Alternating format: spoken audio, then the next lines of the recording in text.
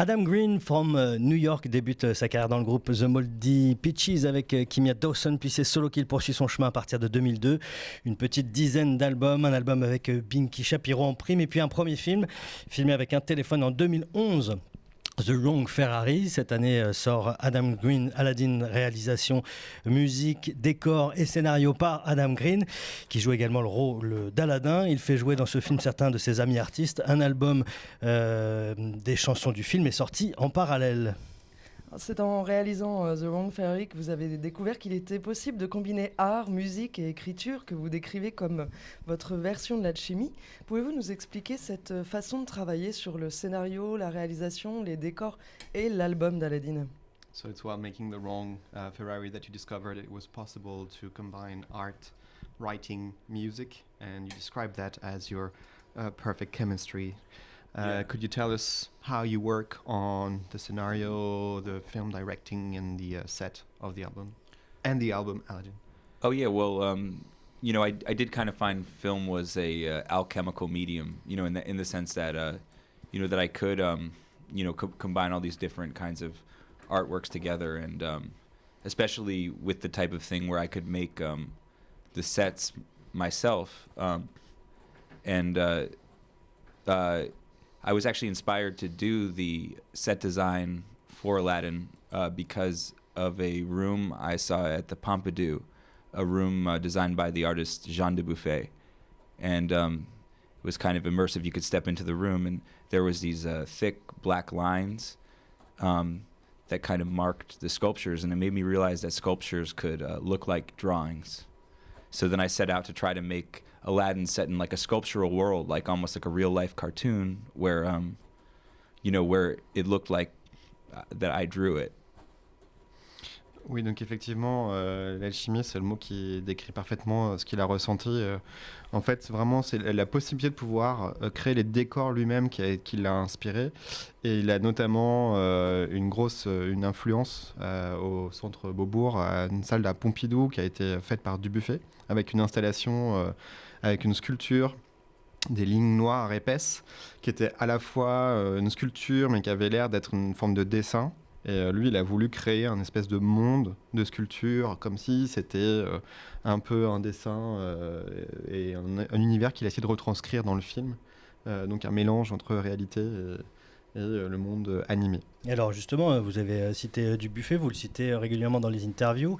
Vous avez parlé de Cézanne la dernière fois que vous étiez en interview dans le sud de la France. Ça a dû être un travail de titan, ce travail sur le dessin, le décor. Comment est-ce que ça s'est passé concrètement parlant? So you just mentioned Dubuffet, you've also mentioned Cézanne in a previous interview, the painter, and it sounds like a huge work. How do you manage to have all these influence and then turn all this into your work? Well, I guess the more that I was getting into to drawing, I would find commonality with music. For example, I remember even when I was really young, when I heard like sounds that sounded like kind of rougher, it would feel like kind of fibrous to me, and I would feel like I would see the fibers of the sounds and like the kind of texture of them. And so some of my early experiences were like kind of trying to play noise music with my friends when we were younger, in kind of noise bands. And so I think that kind of multidisciplinary thing of trying to think of music and drawings as having something in common was helpful. But also, I think that I was somebody that read a lot about artwork a lot before I really made it. So I was reading a lot. When I was on tour, I was always reading books about art and going to museums and stuff in the different cities that we were going to, but I never had anyone to talk about it with. And finally I think it was one year I actually made a bunch of friends that were painters and just kind of opened up that part of me that could talk about it and try to make it myself. Donc il dessinait depuis très longtemps, depuis très jeune, il faisait du dessin et le lien avec la musique a toujours été évident pour lui. Au départ, il y a eu des sons qui étaient assez durs et On avait presque l'impression de pouvoir sentir les fibres ou les textures de ces sons. Et les premiers groupes, quand il était plus jeune, c'était des groupes de noise où vraiment le son est extrêmement important. Et en fait, l'interdisciplinarité a toujours été une clé de son art musical ou de ses dessins. Et le lien entre la musique et les dessins a toujours été un lien très fort selon lui. Donc pendant toutes ses tournées, il a fait beaucoup de lectures sur l'art, sur l'histoire de l'art. Il a fait des visites de musées dans les villes où il faisait des concerts. Tout ça sans pouvoir le partager dans un premier temps. Et après, il est devenu ami avec des peintres. Et là, ces peintres, à travers les discussions, ont pu lui révéler un peu cette partie qu'il n'avait jamais partagée avec d'autres. Et d'ailleurs, I did actually want to add one thing to it. Is I think that because when I was doing the Moldy Peaches stuff, and playing really hard, or erratic with the guitar, and kind of playing like punky kind of folk music and stuff is like kind of a crude way of playing and kind of emotional. And I think that when I approached drawing at first, it was like as a musician, pressing really hard with the crayon or pressing, trying to, in a way, almost like a noise painting, Et donc avec les Moldy Peaches, ils avaient un style un peu punk folk, un peu à la fois rude et émotionnel. Et là, c'est dans l'autre sens que ça a fonctionné, c'est-à-dire qu'avec ses crayons et ses pastels, il essayait de reproduire le son sur la feuille. Et un peu dans le style de la façon dont il jouait de la musique. alors justement, il y a quelqu'un d'autre qu'on peut rapprocher un petit peu de ce travail-là. C'est un Jeffrey Lewis qui produit de la musique, de la BD, de la sérigraphie. La scène un peu punk, anti-folk, elle porte un vrai mouvement aux États-Unis qui a un vrai écho aujourd'hui avec des Jeffrey Lewis. Et puis vous, Adam Green? So we were mentioning Jeffrey Lewis, and Yeah. he's also doing music, comic books, and also like silk screen printing or print art. Yeah. And so there's this idea of a punk anti-folk scene. Is this something like that has a real echo in the USA? Like there's a significance to that anti-folk scene, or? Well, I mean, there's kind of a community of people that has existed for maybe since the 80s that has been sort of like a loosely defined anti-folk scene. And yeah, I mean, it started out as kind of a punk folk musical movement, but and originally as a something that was sort of opposed to the folk establishment of the time. Yeah, now it's kind of evolved into, I guess, just a group of people that know each other and respect each other and play. A lot of it revolves around an open mic. There's an open mic night. It usually has happened at the Sidewalk Cafe, and so that's where like a lot of us met each other. Is playing at this particular event, and but the thing is, because it's been going on since the 80s, like there's different, like, I don't know, we call it in English like classes, like your school class.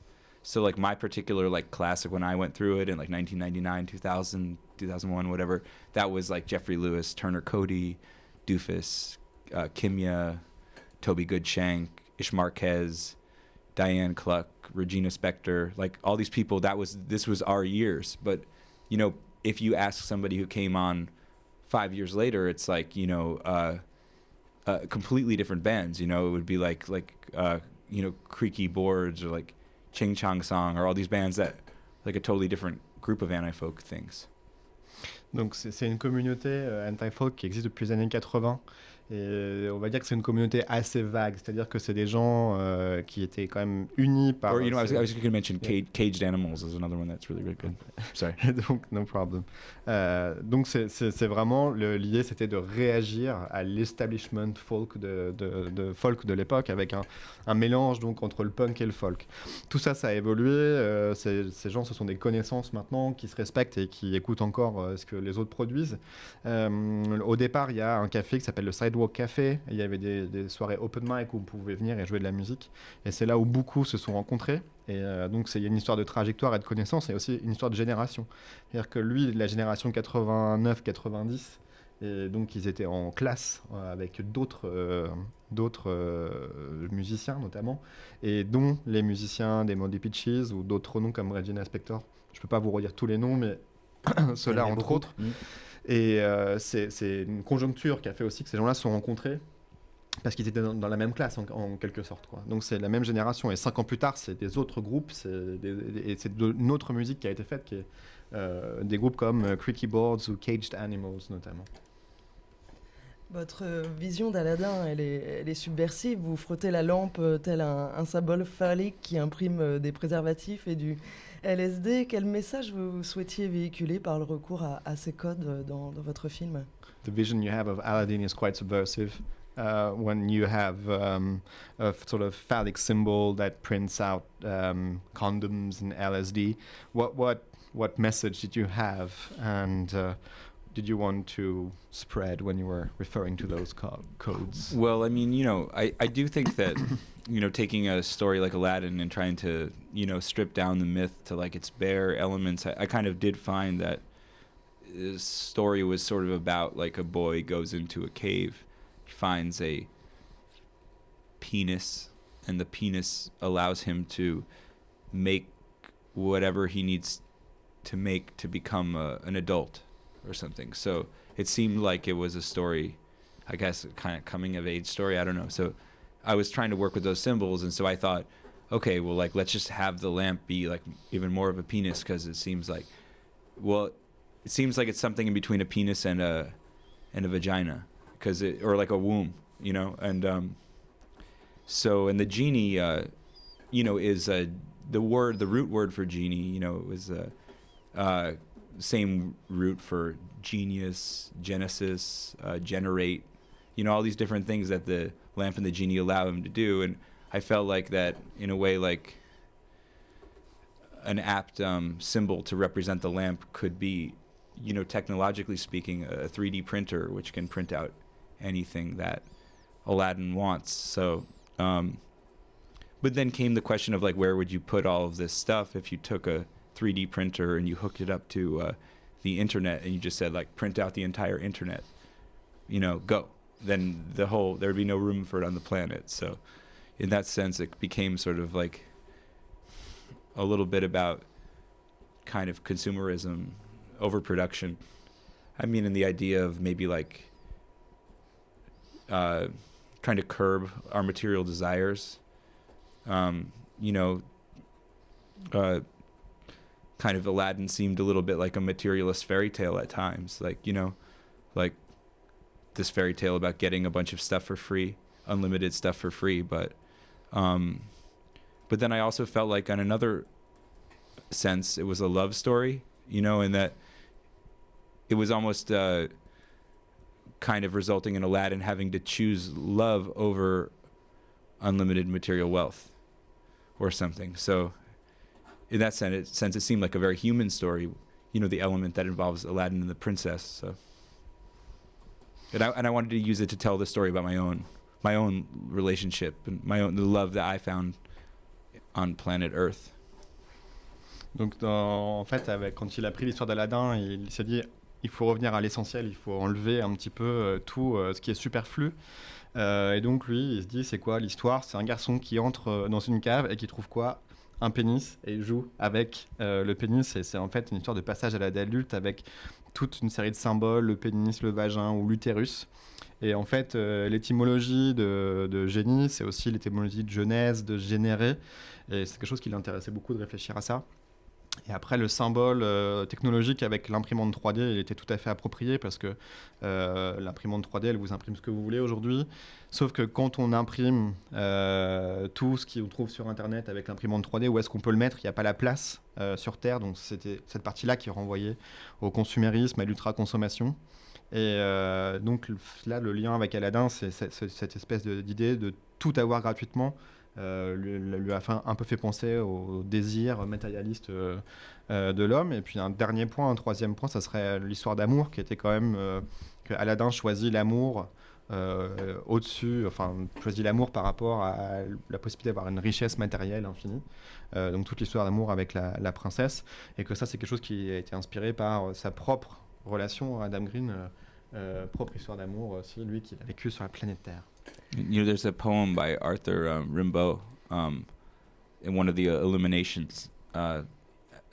He says the prince was the genie and the genie was the prince, and I think that's really true, is that they're, just different aspects of the same personality, you know, and the genie's giving the prince permission to become an adult.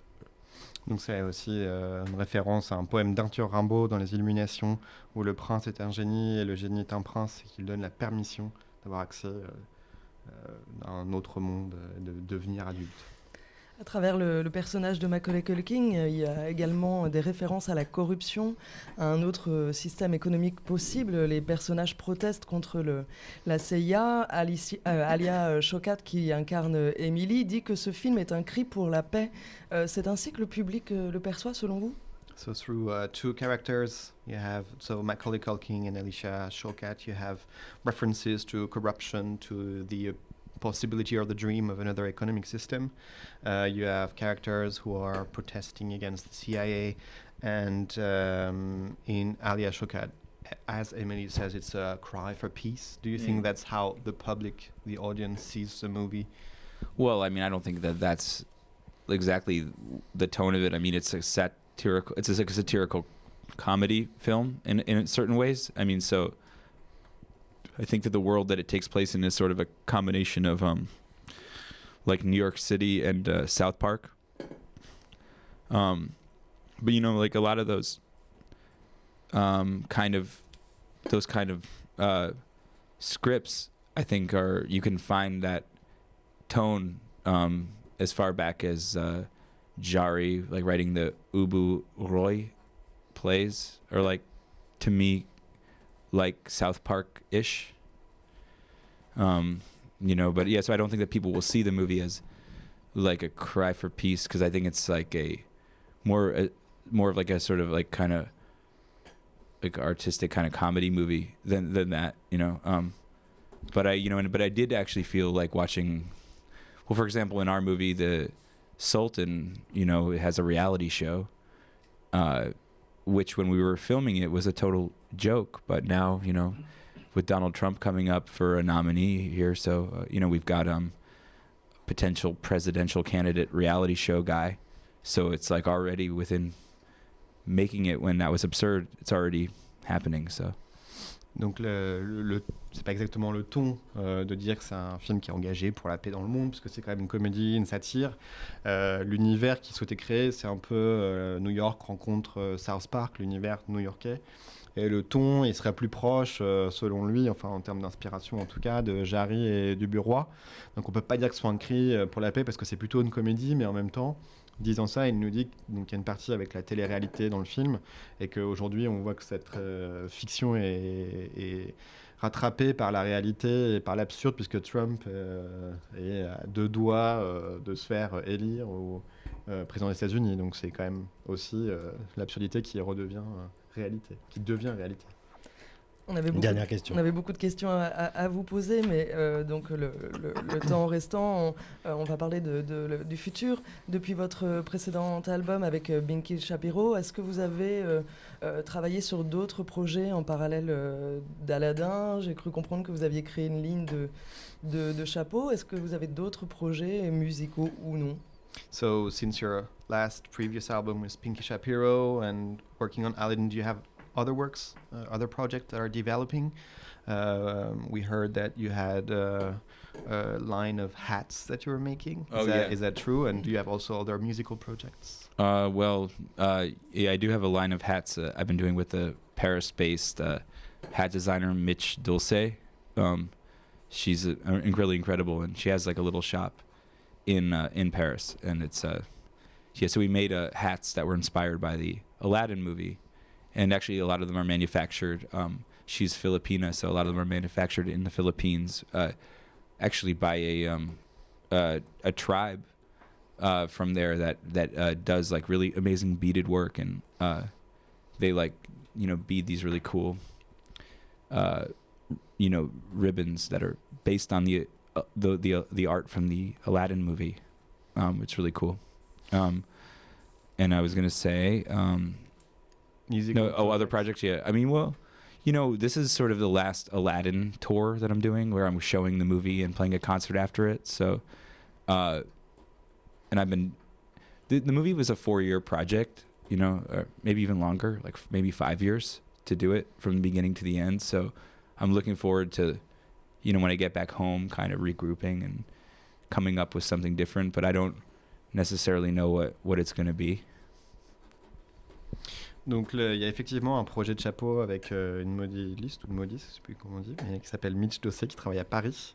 Et donc c'est inspiré du film Aladdin. Et elle est originaire des Philippines. Et donc elle a demandé à une tribu qui est toujours sur place de faire donc ces chapeaux inspirés du film. Ils sont faits main avec de magnifiques rubans, donc tout à fait inspirés par l'univers du film. Et puis concernant la musique, là en fait c'est la fin du projet Aladdin, c'est la dernière tournée où le film est montré, et puis après il y a le concert, et c'est un projet qui dure depuis 4-5 ans.